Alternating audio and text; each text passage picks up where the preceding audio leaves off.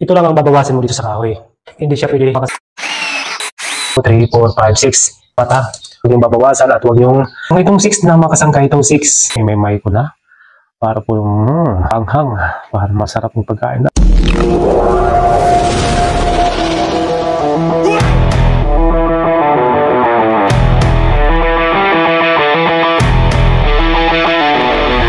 Kung pasok ba yan o hindi. Akala nila mga kasangkay, pag pumasok ng pintuan, okay na. Hindi natin mababawasan kung wala kang player. Ito pong player natin na mga kasangkay. So marami na siyang bandage. Marami na itong pinagdaanan. Pamarkahan natin, rin po yung pwede bawasan. Dito na lang po tayo. So kabisado ko naman yung 140. Napapansin nyo, tamang-tama lang po siya. Sa 140 po yan. Pero huwag tayo magbawas doon. Dito tayo sa baba para hindi na kayo mahirapan sa pagbawas. Palibot po yan ha, mga kasangkay. Ito pong kahoy na to. So nasa 140 po yan. Yan po. Naka-tiles naman po yan. So, didiretso lang tayo. Ayan o.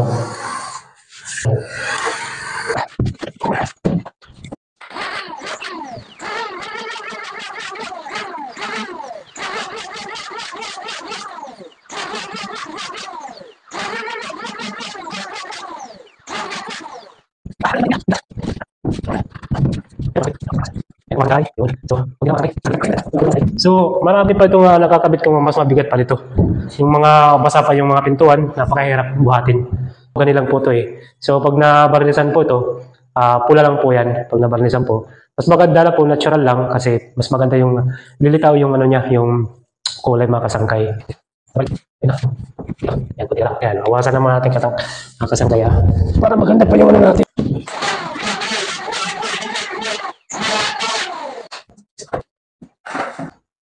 Yan po mga kasangkay, ito na po yung bisagra niya. Siyempre yung brand po nito. Nasa 319 po yung price po. Yan, ball bearing po ito mga kasangkay. So ang babawasan po natin, kung ano ang kapal nito mga kasangkay. Yan, kung ano ang kapal nito, ito lang ang babawasan mo dito. Sa langan po mga kasangkay, pantay lang po ito mga kasangkay. Mas maganda nito pagbawas rotor. So wala naman tayong rotor eh. Mas maganda rotor, mabilis pa. Kung may rotor lang tayo, napakaganda po yung rotor. Ang gagamitin lang po natin yung tigib lang yan. Ito yung tigib natin mga kasangkay. Medyo mapurol na.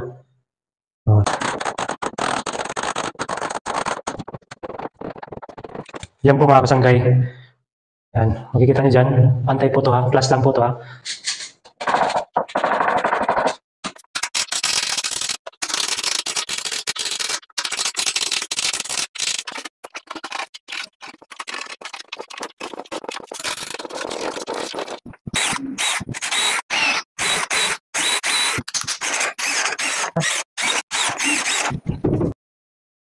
Yan po mga kasangkay, magluluto muna tayo ng tinola. Napakasarap na itong tinola mga kasangkay. Ito na po yung aking mga ingredient na gamitin natin mga kasangkay. Importante po ito sa ating katawan. Isang kamutis, yan po, may ko na. Para po yung pagkakaan po natin. Diba, mahalaga po yung mga kasangkay. Meron tayong pangpanghang para masarap yung pagkain natin at saka kanin. Huwag natin kakalimutan. Maganda ito mga kasangkay pag nag-construction kayo, meron kayong ganitong heater na para panluto, para hindi kayo sa trabaho, hindi kayo nang bili na lang. Oo, para tayo makatipid mga kasangkay. Yan po, kumukulo na mga kasangkay. Ang sarap ng tinola ko ngayon. Suabe, lagyan ng bitchin na konti. Huwag marami, yan. Napakasapit ng mga kasangkay. Yan. Oh, maluluto na. Talang maluto na. So, kakain na ako mga kasangkay. Magpapasalamat po tayo palagi mga kasangkay sa God, sa ating blessing na binibigay sa ating Lord. So maraming salamat po Lord sa lahat na ginagabayan mo kami sa aming pangatawan, lahat po ng bagay na aming mga pangangailangan binibigay mo sa amin. Yan po mga kasangkay, kailangan tayo kumain. Kailangan talaga tayo kumain mga kasangkay para maging maganda po ating trabaho at mga katawan. Huwag natin papabayaan natin sarili para sa ating minamahal sa buhay.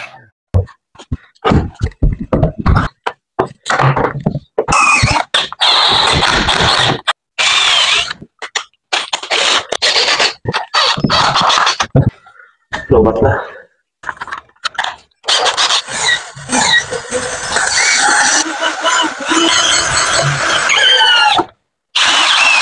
Bagoy. Ayun po mga kasangkay, pasok po siya, pasok na pasok. So, pwede tayo bumas kasi masyado dikit na dito sa mabawasan niya mga kasangkay.